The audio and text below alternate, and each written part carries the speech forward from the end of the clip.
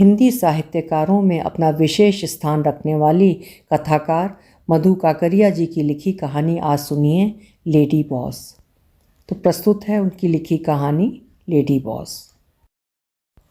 घूमते घामते उस दिन चौरंगी पर अचानक शांतनु मिल गया था।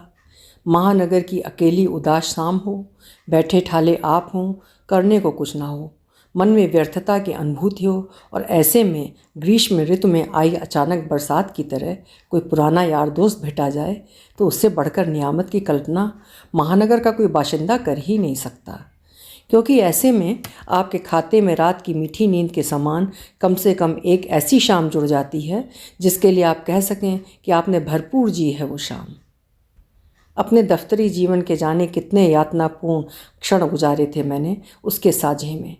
देखते ही उसे वे क्षण मन के बंद तहखाने में फड़फड़ा उठे थे। गर्मजोशी से हम मिले और मिलते ही लगा जैसे संसार का सबसे बड़ा सुख यार मिलन में ही हो। शुरुआती कैसे हो, कहाँ हो के बाद आखिर उसने पूछ ही डाला वो, जो मुझे देखते शायद उसके अंदर उमड़ने घुमड़ने लगा था, क्योंकि यही वो एक सुदीर्घ काल तक हम दोनों की ही मानसिकता और संवेदना का हिस्सा रह चुका था। मैडम बॉस कैसी है हमारी? नहीं चाहते हुए भी एक दुष्ट मुस्कान होठों पर खेल गई थी। फिर भी आवाज़ को भरसक संयत कर सहानुभूति का लेप लगाते कहने लगा था मैं। अब तो एकदम स्पेंट फोर्स बन चुकी है, बिल्कुल निशब्द, अपने मन के घोंघे में घुसी हुई। क्या मतलब? आंखें सिकोड़ कर पूछने लगता है वो। मतलब यही कि जीन्स पहनकर जब औरत के जिन्स ही तेजी से बदलने लगे तब यही होता है। अंदर की बत्ती गुल और प्रतिभा, इच्छा शक्ति सब शून्य। कभी सोच सकते थे कि वे ही मैडम इस कदर कुम्हलाई नाल बन जाएंगी? और कुम्हलाई नाल बोलते ही एकाएक कबीर की आत्मा मुझ में प्रविष्ट हो गई और दार्शनिक अंदाज में कहने लगा, काहिरे नलनी कुम्हलानी। लेकिन मेरे इस कवित्वपूर्ण अंदाज को बिना कुछ सम्मान दिए, बल्कि कुछ कुछ झुंझलाते से ही सीधे मेरी आंखों में आंखें डालते हुए यूं पूछा जैसे उनकी इस हालत के लिए कहीं मैं भी जिम्मेदार हूँ। क्या करती हैं आजकल वे? अम्मा यार, अब करना धरना भी क्या है। जो जितने वेग से भागता है वो उतना जल्दी ही थक भी जाता है। अब उन्हीं को लो। 15-16 सालों में जो कुछ करना था कर लिया। अब तो ज़िंदगी जैसे एक अंधेरी गुफा, बस दिन भर अपने महलनुमा घर की चौथी मंजिल पर बैठी बैठी आसमान ताका करती हैं, जैसे उससे सीधा कनेक्शन जोड़ रही हूँ। कभी कभार ऑफिस में आती भी हैं तो ऑफिस में ही अपने निजी चैम्बर में ध्यान की मुद्रा में आसीन हो जाती हैं। एक बेचैनी, छटपटाहट, सब कुछ नुच जाने का एहसास उन्हें अंश अंश दरका रहा है। सोचो, जिस कंपनी को बेटा मानती थी, अपना सब कुछ जिस पर झोंक दिया, आज उसे ही बेचने की सोच रही हैं। यार, किस चीज़ ने मार दिया उन्हें इतना? वो कुछ चिंता के स्वर में पूछने लगता है। मारा वारा कुछ नहीं यार, दरअसल सफलता के नशे में जो समझते हैं कि सब कुछ प्राप्य है, बस हाथ बढ़ाने भर की देर है, उनके साथ ऐसा ही होता है। जिंदगी की कुछ अच्छी चीज़ें तो ज़रूर हाथ लग जाती हैं उन्हें, पर गहरी तृप्ति देने वाली बहुत अच्छी एवं शाश्वत चीज़ें छूट जाती हैं। अपनी दार्शनिकता पर मैं स्वयं ही आत्ममुग्ध हो उठता हूँ। लेकिन शांतनु था कि बजाय खुश होने के दुखी हो रहा था। मेरा ख्याल है कि यदि मैं उससे 8-9 साल पूर्व मिला होता तो मैडम के पस्त और परास्त होने की खबर सुनकर शायद एक प्रकार के हिंस्र आनंद से भर उठता वो। लेकिन आज उम्र की पवित्रता ने शायद उसके मन के विराट भाव को जगा दिया था, जिस कारण उसमें से दुर्भावना, द्वेष सब कुछ बह गया था। कुछ और जी जुड़ावन बात कर शांतनु अलग निकल गया था, क्योंकि उसकी ट्रेन का समय हो गया था। एक कसकती पीड़ा लिए जुदा होता हुआ मैं रास्ते आगे बढ़ते हैं, पर मेरा मन उमड़ घुमड़ कर पीछे की ओर देखने लगता है और जाने कब समय की रेखाएं पुछ जाती हैं। आज से करीब 15 वर्ष पूर्व की बातें, वे लम्हे जब मैंने और शांतनु ने एक साथ new generation of software company में जूनियर प्रोग्रामर की हैसियत से नौकरी शुरू की थी, जिसकी बॉस थी एक लेडी, हम सबकी मैडम बॉस, जिनको हमेशा ये मुगालता रहता कि वे हंसी की गईं, कि चेहरे का कसाव जरा ढीला पड़ा, कि कंपनी का मुनाफा खिसका। चुस्त दुरुस्त और फटाफट कामयाबी का रास्ता अख्तियार करने वाली मैडम हंसती तो भी गणना करके। मैडम के स्नायु तंत्र हमेशा तने रहते, क्योंकि वे हमेशा 3 चीज़ों के बारे में सोचती: काम, मुनाफा और स्टाफ की ठोका पीटी। सुबह 8 बजते ना बजते ऑफिस में हाजिर। खुले बाजार की खुली अर्थव्यवस्था की तरह मैडम के खुले बाल उड़ उड़कर एकदम पास बैठे स्टाफ के लिए काफ़ी परेशानी का कारण बनते। पर इन सब से बेखबर वे कंप्यूटर के सामने निस्तब्ध बैठी प्रोग्रामिंग करती रहती। प्रायः सामने जम्फर के बटन की जगह आलपीन खोसी रहती, खाते खाते भी निगाहें स्क्रीन पर। शुरू शुरू में कंपनी के नए नए बढ़ते मुनाफे और नए नए बने प्रतिष्ठित ग्राहकों की सूची देखकर आप मुग्धा हो वे घंटों उसी की अनुभूति में लिपटी रहती। मैडम के यहाँ वो मेरी और शांतनु की नई नौकरी थी। इस कारण नई बीवी की ही तरह एकदम शुरू शुरू में वो नई नौकरी हम दोनों को ही ज़बरदस्त आकर्षक लगी थी। दरअसल जिस समय हमारा इंटरव्यू लिया जा रहा था उसी समय गए काम से वाले भाव हमारे मुख पर बादल की तरह छा गए थे, क्योंकि अपने आसपास बिखरी भीड़ को देखकर हमें वही अनुभूति हो रही थी जो किसी विदेशी पोमेरियन या अल्सेशियन के सामने घूमते देसी कुत्ते को होती है। लेकिन मैडम की पारखी निगाहों ने गंवई चोले के भीतर छिपी हमारी प्रतिभा और क्षमता को पहचान लिया था। इस कारण सारी भीड़ को दरकिनार करते हुए अगले दिन ही हमारे पास नियुक्ति पत्र पहुंचा दिए गए थे। रात भर मैडम के ही सपने लेते रहे थे हम।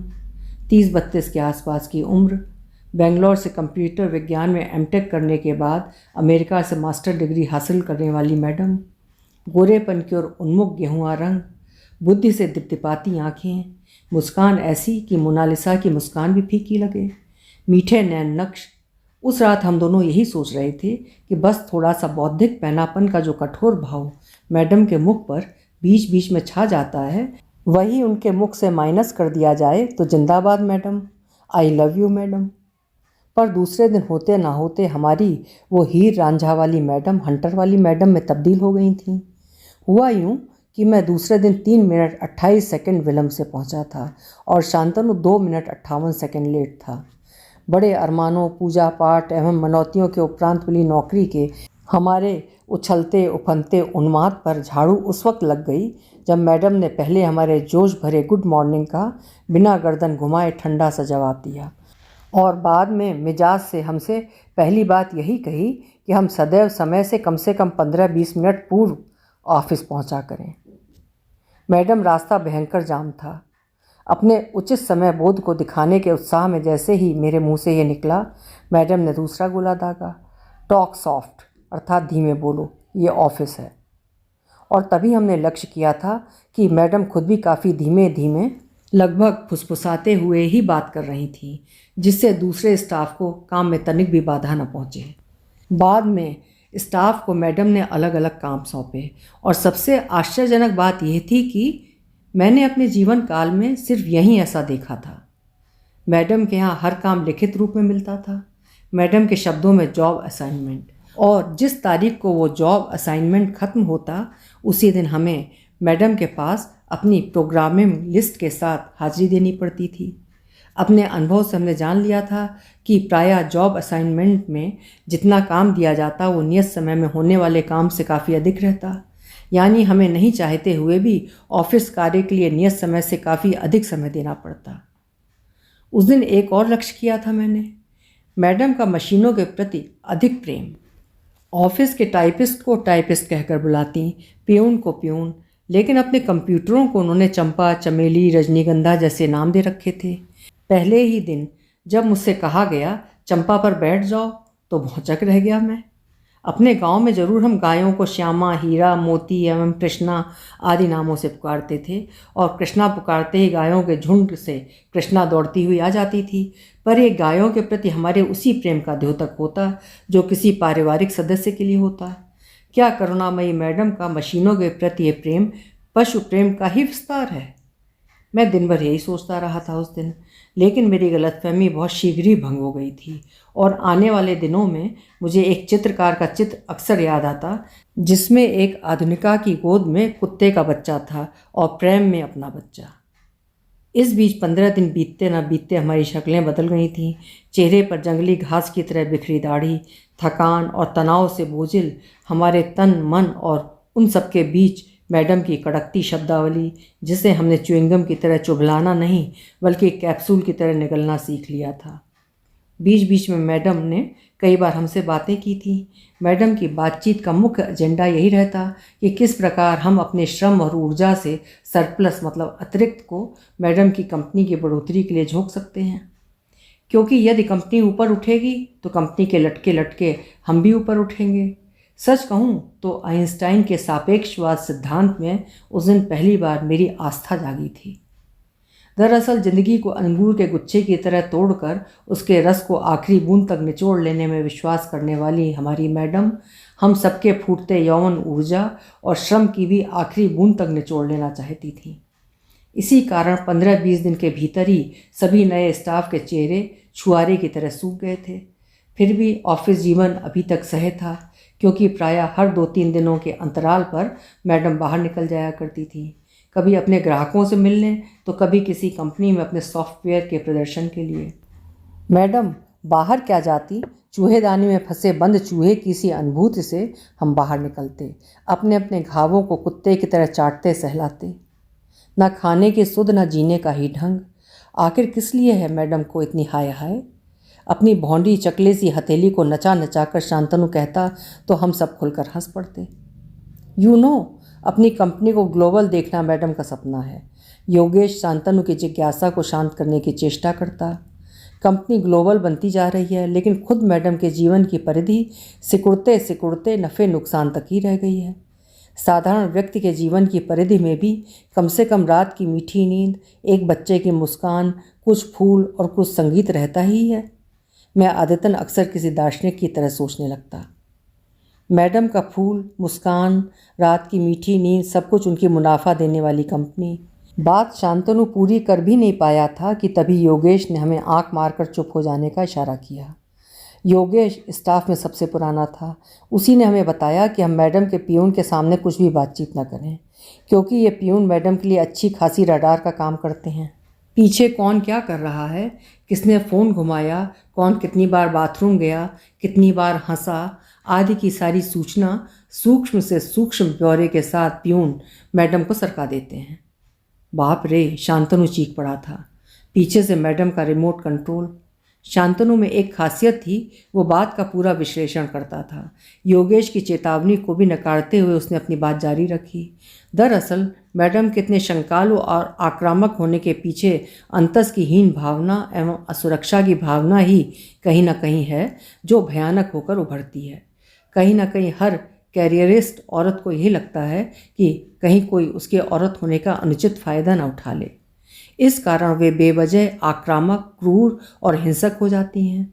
और तो और इंदिरा गांधी की सफलता के पीछे भी उनकी एप्रीहेंसिव मतलब शंकालु मनस्थिति का हाथ बताया जाता है, जिसके कारण वे हमेशा सशंक एवं चाक चौबंद रहती एवं अपने ही कैबिनेट के मंत्रियों की खुफियागिरी करवाती रहती थीं। शांतनु द्वारा मैडम की मनोवैज्ञानिक चीरफाड़ में मुझे सचमुच मजा आ रहा था कि तभी मैंने देखा पियून जा चुका था। उसके जाते ही योगेश फिर खुलकर मुझसे पूछने लगा, मेरे को ध्यान से देखकर बताओ कि मैं क्या लगता हूँ, 35 वर्षों का? थोड़ा ढीला पड़ता योगेश, आंखों का खासा मोटा चश्मा, कनपटी पर झांकते रुपहले बाल।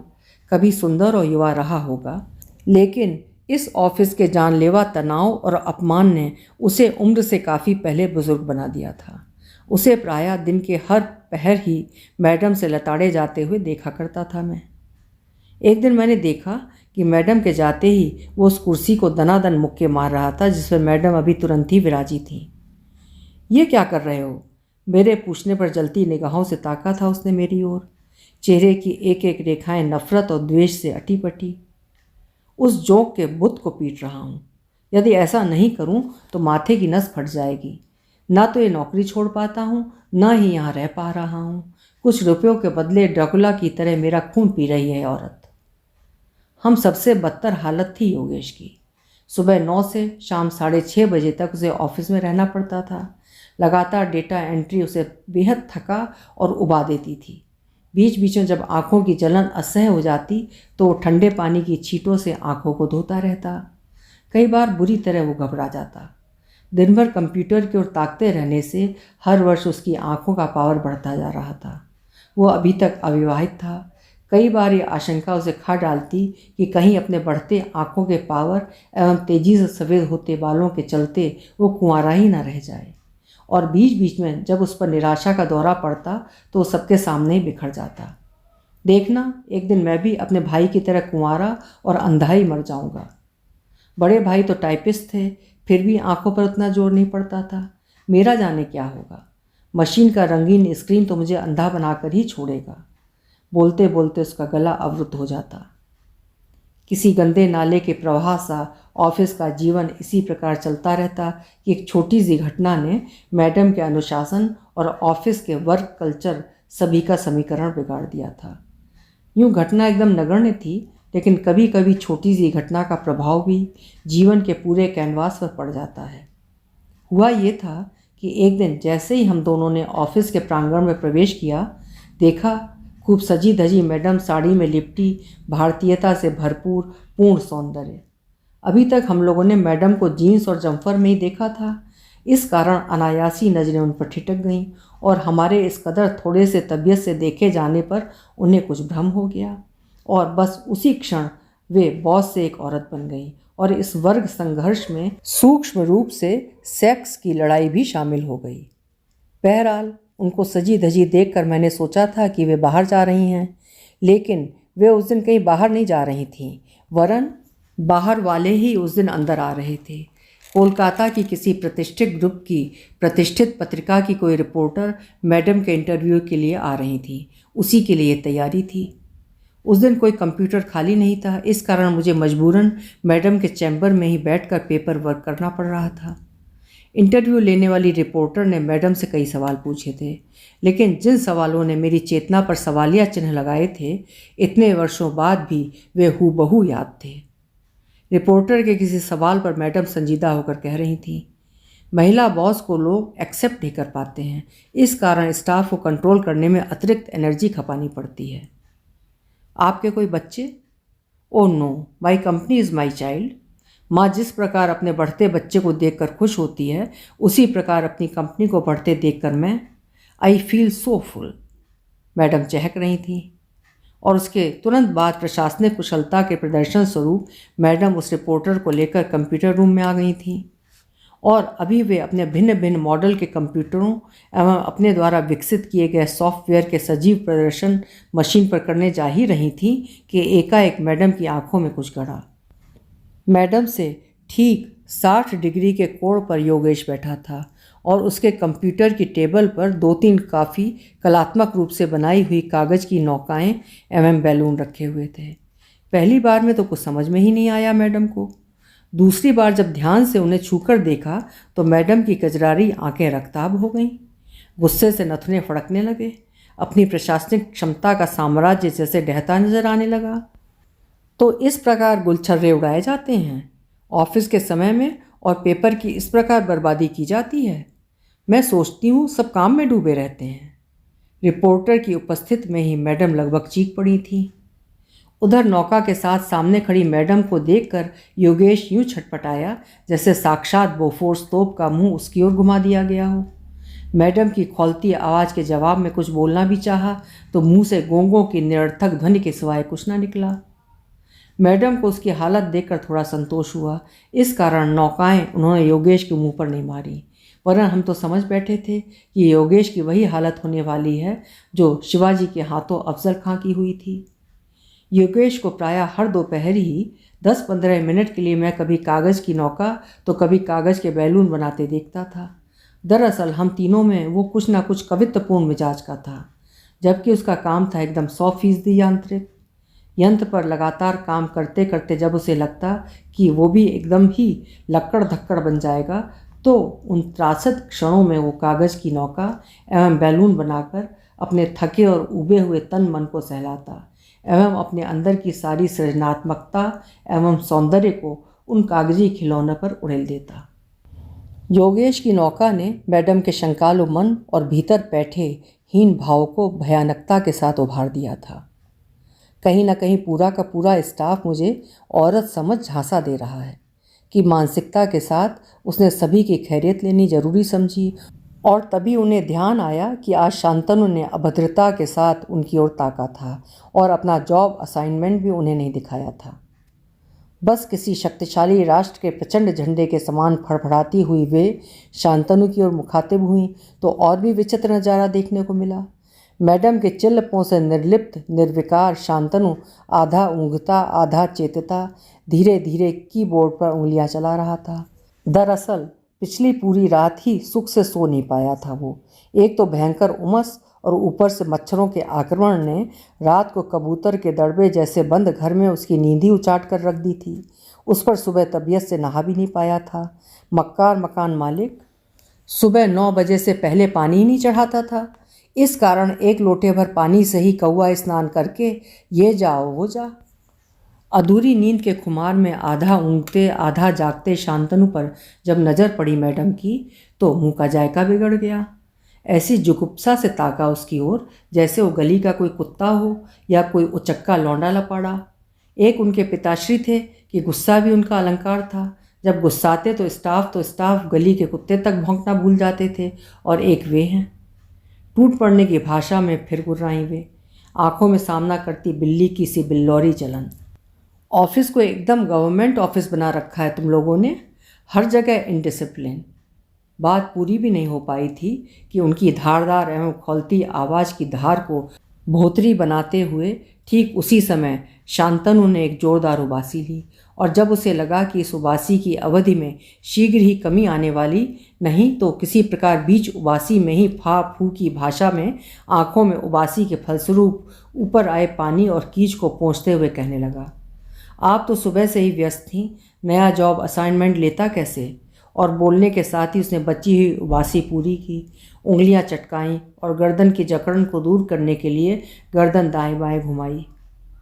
शांतनु की इस हरकत से नफरत और वितृष्णा का ऐसा दौरा पड़ा मैडम को कि वे क्रोध की भावदशा में चली गईं और मुंह से बिना कुछ कहे लेकिन अपनी बॉडी की भाषा, अपनी भ्रकुटी, आँखें और चाल की भाषा में बहुत कुछ समझाते धमकाते बुलेट को भी मात करती गति से बाहर निकल गईं। मैडम के बाहर निकलते ही हम सब सकते में आ गए थे और गहन चिंतनशील मुद्रा में बैठे सोच रहे थे कि भूमंडलीकरण के इस दौर में जब भारत की हलचल अमेरिका के शेयर बाजार को कमा देती है तो अब योगेश की नौका एवं शांतनु की असभ्य उबासी न जाने क्या गुल खिलाए, क्योंकि भूल जाना या बात को उड़ा देना मैडम की संस्कृति में था ही नहीं। इस कारण दूसरे दिन ही शांतनु एवं योगेश को सबक सिखाने के अंतर्गत दोनों के कामों में 20% वृद्धि कर दी गई थी। मैडम के गुस्से की पहली गाज गिरने के बाद हमने सोच लिया था कि मैडम का प्रतिशोध इसी बिंदु पर समाप्त हो जाएगा और उड़ते बादलों की तरह आने वाले दिनों में उबासी वाली घटना मैडम की स्मृति से धुल पुछ जाएगी। लेकिन मैडम ने शांतनु की उबासी और योगेश की नौका को सायास अपनी स्मृति में जीवित रखा था, क्योंकि 3 महीने बाद भी जब वेतन वृद्धि का समय आया तो बाकी सभी स्टाफ को वेतन वृद्धि दी गई, लेकिन योगेश का वेतन यथावत रखा गया एवं शांतनु की पद अवनति कर दी गई। इस हरकत से शांतनु मर्माहत था, क्योंकि हम सब में उसकी आर्थिक स्थिति सबसे अधिक डावाडोल थी। उसकी अपमानित अवस्था को देख कई बार मेरे मन में शिक्षा को लेकर ही प्रश्न चिन्ह लग जाता। लेनिन का कहना था, शिक्षा यानी चेतना, और चेतना आगे जाकर मुक्ति का रास्ता खोलती है। पर मैडम की ये उच्च शिक्षा उन्हें कहाँ से मुक्त कर रही थी। बहरहाल जब शिक्षा और मुक्ति का संबंध मेरे भेजे में नहीं समाया तो मैंने नीत्शे से सांत्वना पाई, और औरत ईश्वर की दूसरी सबसे बड़ी भूल है। बाद के दिनों में भी मैडम बीच बीच में शांतनु की तरफ ऐसे देखती जैसे मध्य युग में कभी नीग्रो या हबशी की ओर देखा जाता था।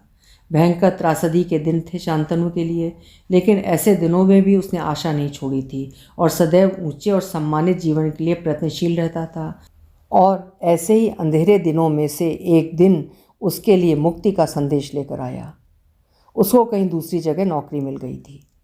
जाते वक्त हम सभी ने मैडम से छुपकर ऑफिस के बाहर खूब भावभीनी विदाई दी थी उसे। जिस दिन वो गया हम सबको ऐसी अनुभूति हो रही थी जैसे हम सब बाढ़ में डूब रहे हों और एक अकेला वही किनारे लग गया हो। आने वाले 10-12 वर्षों में जीवन के सारे अंतः स्रोतों को जिस वेग से मैडम ने एक ही दिशा में दौड़ाया था कि तरक्की का ग्राफ बेधड़क आगे बढ़ता गया था, लेकिन जीवन की दूसरी बेहतरीन चीज़ें एक एक करके छूट गई थीं। उन्हीं दिनों मैडम के पति को मॉस्को में कंसल्टेंसी मिल गई थी, जिसका भी जमकर फ़ायदा लिया था मैडम ने। और देखते ही देखते जापान, जर्मनी और मॉस्को की प्रतिष्ठित कंपनियों ने अपने सॉफ्टवेयर के लिए मैडम को ऑर्डर दे दिए थे। उन्हीं दिनों मैडम ने किसी उच्च प्रोग्रामर से पोस्ट ऑफिस के अकाउंट सिस्टम को नियंत्रित करने के लिए अद्भुत एवं न्यूनतम लागत पर एक भौतिक तकनीक विकसित की थी, इंटेलिजेंट कार्ड तकनीक। मैडम का विश्वास था कि ये तकनीक उन्हें भारत के कंप्यूटर के क्षेत्र में एक सार्वजनिक चेहरा बना देगी। जिस दिन मैडम ने तकनीक का प्रदर्शन रिजर्व बैंक के गवर्नर के समक्ष किया, उनके पांव धरती पर नहीं पड़ रहे थे। मैडम की तकनीक भी स्वीकृत कर ली गई थी और अब जबकि मैडम की आंखों में अखबारों में छा जाने एवं उस वर्ष की सर्वाधिक प्रतिभाशाली महिला बनने का सपना झिलमिलाने लगा था कि ज़बरदस्त धक्के ने उनके सपनों के लाक्षागृह को धू धू कर जला डाला था। एक तो कुछ है कि वाणिज्य एवं उद्योग प्रधान अखबारों जैसे economic times, business standard, financial express में ही इंटेलिजेंट कार्ड तकनीक की प्रशंसा की गई थी, तस्वीरें भी छपी थीं, लेकिन कैमरे का सारा फोकस रिजर्व बैंक के गवर्नर एवं संचार विभाग के मंत्री ले गए थे। सिर्फ एक तस्वीर में एकदम कोने में किसी धूमिल पड़ी छाया सी मैडम दिखाई दी थी और खबरों में भी तकनीक का विवरण ही ज़्यादा था। तकनीक विकसित करने वाले का नाम सिर्फ एक अखबार को छोड़कर किसी ने नहीं लिखा था। मीडिया के इस रवैये से मैडम काफ़ी विक्षुब्ध थीं। यूँ भी उस तकनीक से आर्थिक दृष्टिकोण से तो कोई विशेष लाभ होने वाला था नहीं। आकर्षण था तो सिर्फ यशस्वी होने का, और जब वो भी हासिल नहीं हुआ तो पहली बार विरक्ति के बीज फूटने लगे थे अपने प्रोफेशन के प्रति। जब मन उदास उदास और मुरझाया सा रहने लगा तो बहुत दिनों बाद पति की याद शिद्दत से आई और तभी वो जानलेवा खबर मिली कि पति महोदय तब तक अपने आधी उम्र की किसी रशियन महिला से विवाह कर ग्लोबल बन चुके थे।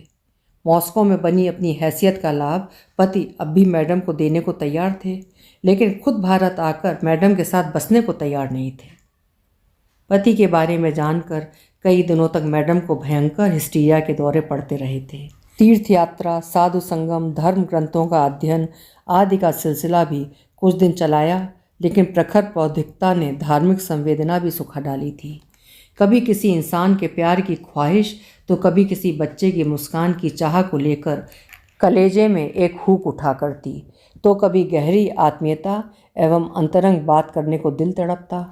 लेकिन दफ्तरी लोग दफ्तरी बातें करते और चलते बनते। जिंदगी के 45वें वर्ष में साएं साएं करते अकेलेपन के क्षणों से गुजरते हुए रह रहकर ये प्रश्न चीर देता कि जीवन का जो अंश प्रति अंश स्वाहा किया, क्या रही उसकी कुल उपलब्धि? उपलब्धियाँ किस लिए? किसी भिखारिन को सड़क पर अपनी गृहस्थी के साथ देखती तो ठिठक कर वहीं खड़ी हो जाती। मुझसे ज़्यादा तो ये सुखी। आज वक्त को काट नहीं पा रही हैं मैडम, इस कारण पहाड़ सा फैला सूखा निरर्थक वक्त उनको काट रहा है। मैडम के जीवन के उत्तरार्ध की कहानी मैं शांतनु को पूरी तरह बता नहीं पाया, क्योंकि उसकी ट्रेन छूट रही थी। यदि पूरी कहानी वो सुनता तो अवश्य मुझसे कहता, देखो कितना सही कहा था मैंने मैडम के बारे में।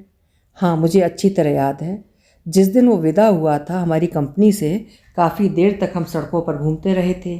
उन्हीं क्षणों में कहा था उसने कि देखना, मैडम कभी सुखी नहीं रह पाएंगी। यद्यपि उनमें जीवन खूब है, लेकिन जीवन की चेतना नहीं है। ये सुखी होना चाहती हैं, लेकिन नहीं जानती सुख क्या है। यह दिन रात काम में लगी रहती हैं, लेकिन इनके कर्म दूसरों को छूते तक नहीं। मैं आज के इन तात्विक क्षणों में, जीवन की खोज के क्षणों में शिद्दत से चाह रहा हूँ कि कभी शांतनु मुझे फिर मिल जाए तो उससे कह सकूँ कि तुम कितने ठीक थे। अभी आप सुन रहे थे मधु काकड़िया जी की लिखी हुई कहानी लेडी बॉस। आशा है कहानी आपको पसंद आई होगी। कल फिर मिलेंगे। आपका समय शुभ हो।